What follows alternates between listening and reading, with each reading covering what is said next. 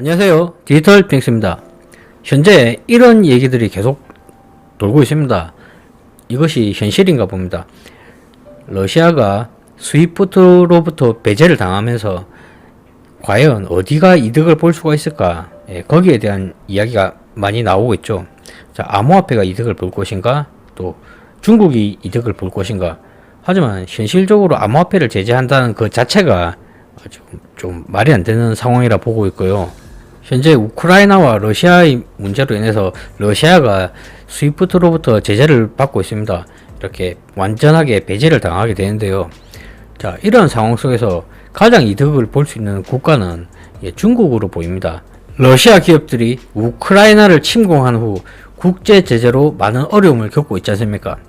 이 가운데 중국 국영은행의 모스크바 지점에서 신규 계좌 개설을 원하는 러시아 기업인들의 문의가 아주 많이 급증했다고 이 문제에 정통한 한 관계자가 말을 하고 있습니다. 이 소식을 전한 사람은 중국 국영은행의 모스크바 지점에서 일을 하고 있으며 운영에 대해서 직접적인 관련이 있는 사람이라고 이야기하고 있습니다. 지난 며칠 동안 200에서 300개 기업이 새 계좌를 개설하기 위해 우리에게 접근을 하고 있다고 말을 하고 있는데요. 다만 이 사람은 언론과 대화할 권한이 없기 때문에 이름을 밝히거나 은행의 신원을 밝히기는 거부했습니다. 중국 은행의 신규 계좌에 대해 러시아의 수요가 얼마나 광범위했는지는 분명하지 않지만 은행 소식통은 로이터에 새로운 계좌를 찾는 많은 회사가 중국과 거래하고 있으며 그러한 회사의 위안화 거래가 증가할 것으로 예상한다고 말했습니다.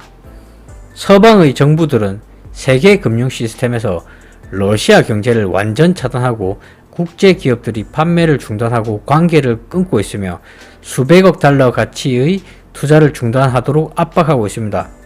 중국은 이러한 제재가 효과가 없다고 말하고 있으며 러시아와의 정상적인 경제 활동을 이어가고 무역 교류를 유지할 것이라고 거듭 이야기하고 있습니다. 중국공산은행, 중국농업은행, 중국은행, 중국건설은행 등 소수의 중국 국영은행이 모스크바에서 운영되고 있습니다. 중국건설은행은 논평을 거부하고 있고 나머지 3개 중국 국영은행은 로이터의 논평 요청에 응답조차 하지는 않았습니다. 러시아와 장기간 관계를 맺고 있는 한 중국 사업가 역시 신원을 밝히고 싶지 않다고 밝혔습니다. 자신과 함께 일하는 여러 러시아 기업이 현재 위안화 계좌를 개설할 계획이라고 말했습니다. 소식통은 로이터의 매우 간단한 논리라고 미국 달러나 유로를 사용할 수 없고 미국과 유럽이 많은 제품 판매를 중단한다면 중국으로 눈을 돌릴 수밖에 없다고 이야기하고 있습니다. 이러한 추세는 불가피하다고 말하고 있는데요. 러시아를 떠나고 있는 서방 기업의 수가 증가하고 있습니다. 따라서 중국과 같은 신흥시장 대기업이 모스크바와 비즈니스 관계를 유지하려는 의지가 2차 세계대전 이후 유럽 최대 위기에 대한 깊은 균열을 강조하고 있습니다. 자, 러시아와 중국의 이런 협력관계가 오히려 이번 사건으로 더욱더 증대될 것으로 보이고 있습니다. 이러한 추세는 세계 무역에서 미국 달러의 지배력을 무너뜨리는 위협이 될 수 있다고 말하고 있는데요. 러시아의 주요 운송 및 물류 회사인 페스코는 일부 러시아 은행이 글로벌 금융 메시징 시스템인 스위프트에서 쫓겨난 후 고객으로부터 중국 위안화를 수용할 것이라고 이번 주에 밝혔습니다.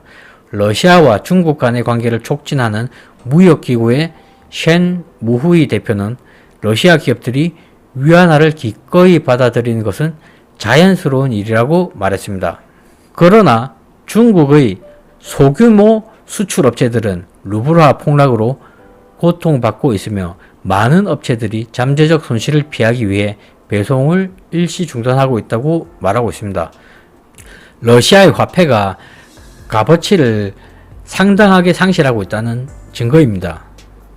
또한 상하이의 러시아 기업가 콘스탄틴 포포프는 기업들은 위안, 루블 사업으로 전환할 것이지만 어쨌든 위안과 루블의 환율도 변하기 때문에 러시아인의 경우 상황이 두세 네 배 정도는 더 비싸질 것이라고 말했습니다. 자, 러시아 사람으로서는, 러시아인의 입장으로서는 똑같은 루블로 중국 위안과 교환을 하기가 힘들어진다는 겁니다.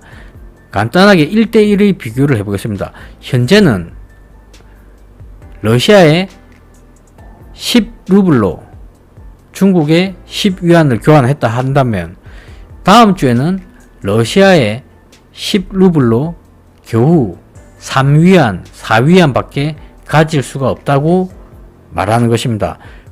시간이 갈수록 루블의 가치가 얼마큼 더 떨어질지 보장이 없다는 것입니다.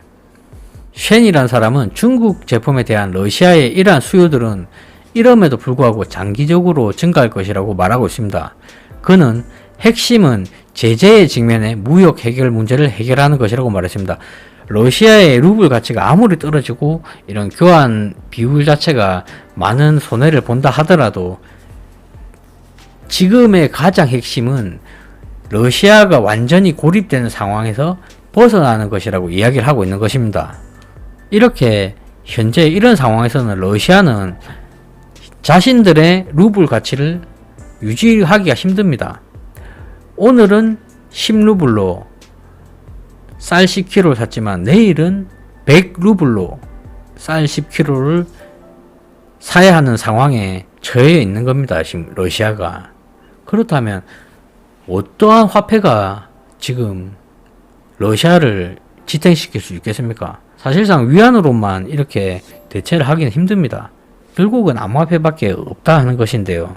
그렇다고 해서 러시아 사람들 모두에게 암호화폐를 사용하지 못하게끔 세계적으로 제재를 한다는 것은, 그것은 정말 반인륜적인 행위라고 생각합니다. 그래서 그러한 제재는 전쟁에 직접적인 영향을 준 사람들, 연관이 있는 사람들에 한해서 계좌 동결이라든지 그런 제재를 가하는 게 당연하게 맞지 않냐고 생각을 하고 있습니다. 이상 방송을 마치겠습니다. 시청해 주셔서 감사합니다.